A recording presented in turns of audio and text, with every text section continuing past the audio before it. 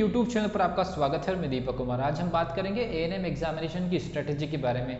इसके पहले एएनएम से संबंधित मैंने 5 वीडियो ऑलरेडी अपलोड कर दिया, जहां पर नोटिफिकेशन को लेकर के, सैलरीज को लेकर के, एग्जामिनेशन पैटर्न को लेकर के सारा चीज़ें मैंने डिस्कस कर दिया है। और आज हम बात करेंगे कि एएनएम 2024 का एग्जामिनेशन है, क्या आपकी बेसिक स्ट्रेटेजी होनी चाहिए, उसको लेकर के डिस्कशन करेंगे। आप पढ़ाई कर रहे होंगे, मैं आपको बता दूं एएनएम 2024 के लिए हिंदी मीडियम के लिए स्पेशली मैंने टेस्ट सीरीज लॉन्च कर दिया है। पहला वाला टेस्ट और दूसरा वाला जो टेस्ट है और हर स्टूडेंट के लिए फ्री रखा गया है।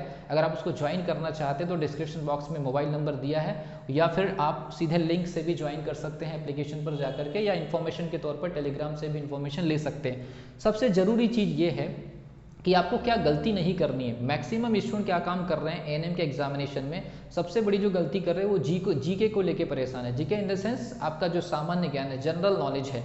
तो इसके लिए मैं आपको बता दूं पार्ट ए और पार्ट बी आपका एक्चुअल में सिलेबस है। पार्ट ए जो आपका सिलेबस है वो आपका फिजिक्स है, केमिस्ट्री है, आपका बायोलॉजी है और आपका इंग्लिश है। अब जानते हैं कि ये वाला जो सिलेबस है वो पीएनएसटी ओरिएंटेड है, लेकिन क्योंकि इस बार काफ़ी सारा बदलाव हुआ है। पहले बहुत सारे अलग अलग सब्जेक्ट के जो स्टूडेंट इस एग्जामिनेशन को दे सकते थे, आर्ट्स वाले भी, एग्रीकल्चर वाले भी दे सकते थे, लेकिन फिलहाल ये पर्टिकुलर एग्जामिनेशन है बायो साइंस की गर्ल्स के लिए रिजर्व कर दिया गया है। तो बायो साइंस की गर्ल्स का मतलब सीधा सीधा पीएनएसटी टाइप का कॉम्पिटिशन, और उसमें भी 80 नंबर का जो सेक्शन है, 80 नंबर का जो सेक्शन है वो दिख ही रहा है कि वो पीएनएसटी टाइप का सिलेबस है। और क्योंकि इसमें ऑलरेडी एग्जामिनर को ये पता रहेगा कि इसमें मैक्सिमम जो एस्पिरेंट होंगे, जितने भी स्टूडेंट इस पर्टिकुलर एग्जामिनेशन को अटेम्प्ट करेंगी, वो पीएनएसटी एग्जामिनेशन से ही रिलेटेड होंगी। तो पहले जो एएनएम का पेपर आता था उसका मामला अलग था, उसमें आपका लगभग पैटर्न ही अलग था। सामान्य ज्ञान का थोड़ा वेटेज ज़्यादा था। अभी सामान्य ज्ञान का जो वेटेज है, जनरल नॉलेज का जो वेटेज है वो आपका 20 मार्क्स का है, और हमारा जो पीएनएसटी का सिलेबस है आपका फिजिक्स, केमिस्ट्री, बायोलॉजी और इंग्लिश का, वो आपका 20-20 का मिला के लगभग 80 नंबर का ये वेट। और इस समय स्टूडेंट को ये लग रहा है कि जीके कहाँ से कवर करें, जनरल नॉलेज कहाँ से स्टडी करें। मैं आपको बता दूं टेस्ट सीरीज के अंदर जो भी सिलेबस जनरल नॉलेज का दिया गया है एएनएम के लिए, वो टेस्ट सीरीज के अंदर मैं पीडीएफ प्रोवाइड करूंगा 1 अगस्त से लेकर के लगभग 25 अगस्त तक, वो भी टॉपिक वाइज आएगा। अब इसमें क्या क्या चीज़ें होती है, आपका एक चीज़ हो गया इतिहास का, हिस्ट्री का, इसके अलावा आपका जियोग्राफी का, थोड़ा सा कुछ पॉलिटिक्स वाला मैटर है, कुछ इकोनॉमिक्स वाला मैटर है, मतलब इतिहास है, भूगोल है, इसके अलावा राजनीति है, इसके अलावा अर्थव्यवस्था, संविधान, और इसके अलावा आपका जो है करंट अफेयर्स वगैरह है, और कुछ एमपी की जो है, एमपी की कुछ बेसिक नॉलेज, मतलब एमपी का जनरल नॉलेज या एमपी का करंट अफेयर्स, विश्व का थोड़ा बहुत करंट अफेयर, कुल मिलाकर के ऐसा कुछ सेक्शन है। लगभग 6 से 7 वैरायटी का सिलेबस है। अगर इस 20 नंबर को हम तोड़ें तो इतिहास लगभग 2 से 3 नंबर का, भूगोल लगभग 2 से 3 नंबर का, इसमें ये जो पॉलिटिक्स और जो आपके जो संविधान वाला मैटर है ये 2-3 नंबर का, अर्थव्यवस्था के थोड़े बहुत 1-2 क्वेश्चन, करंट अफेयर के हो सकते हैं 3-4 क्वेश्चन, मध्य प्रदेश से संबंधित हो सकते हैं 5 से 7 क्वेश्चन। तो ये पूरा का पूरा पैटर्न रहने वाला है, और इन सब के ऊपर मैं पूरा का पूरा जो पीडीएफ है उस पर्टिकुलर टेस्ट सीरीज के अंदर प्रोवाइड करने जा रहा हूँ। पीडीएफ के फॉर्मेट में जितना पढ़ सके पढ़ लीजिए। इस समय 1 महीने के अंदर आप जनरल नॉलेज को अपने लेवल पर डीप स्टडी आप नहीं कर सकते, क्योंकि आपकी रेंज में ये 80 नंबर वाला जो सिलेबस है, इसके ऊपर आप जितनी एनर्जी इन्वेस्ट करेंगे उतना प्रॉफिट होगा। और इसको आप कैजुअली लीजिए, इसमें आप डीप स्टडी करने की कोशिश मत करिए। जो आपको वन लाइनर फैक्ट कहीं से भी मिल रहे हैं उसको आप याद करिए।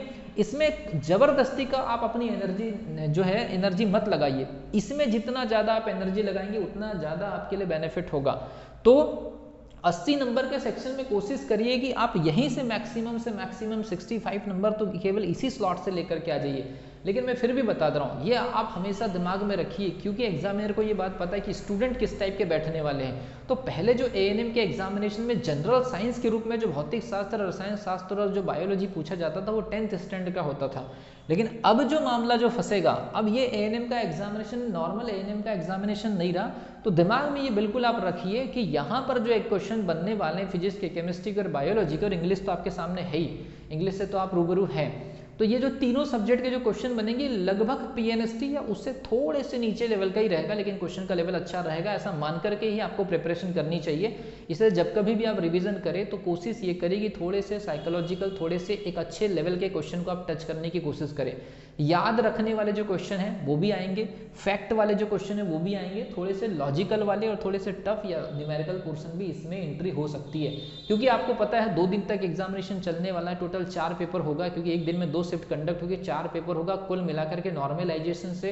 नॉर्मलाइजेशन की वजह से नंबरों में जो है, जो जिस प्रकार के परिवर्तन को देखते हुए जो टेस्टिंग एजेंसी है ये कंफर्म है और स्टूडेंट के ट्रैक रिकॉर्ड के आधार पर ये पूरी कोशिश की जाएगी कि यहाँ पर कुछ ऐसे पोर्शन डाले जाएं जो थोड़े से टफ हो, जैसे फिजिक्स के कुछ न्यूमेरिकल, केमिस्ट्री के कुछ न्यूमेरिकल, बायोलॉजी के थोड़े से टफ क्वेश्चन, इंग्लिश का कोई टफ पोर्शन जो सिलेबस में शामिल है, और जनरल नॉलेज वाला जो पोर्शन है इसके ऊपर अगर आपने ज़्यादा एनर्जी दिया तो ये आपका मेन जो कोर एरिया आपके हाथ से निकल जाएगा।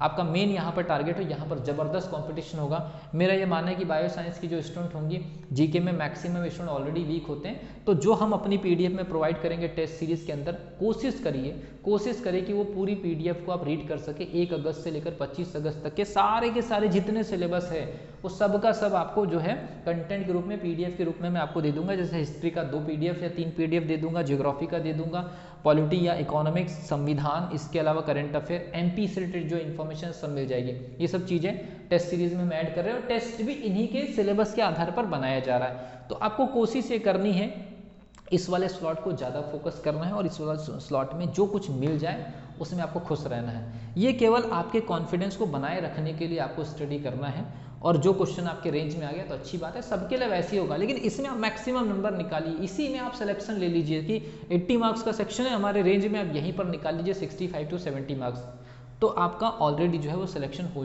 जाएगा। अगर आप इसमें ज़्यादा एनर्जी इसको लेकर के ज़्यादा टेंशन में रहे तो कहीं ऐसा ना हो कि ये भी पोर्शन आपके हाथ से निकल जाए। तो मिलता हूँ अगली वीडियो में, जहाँ पर मैं बात करूँगा कि कैसे आप टेस्ट के सिलेबस को डिवाइड करके पढ़ेंगे तो आप जो है एनएम के एग्जामिनेशन में अच्छा स्कोर लेकर के आ सकते हैं।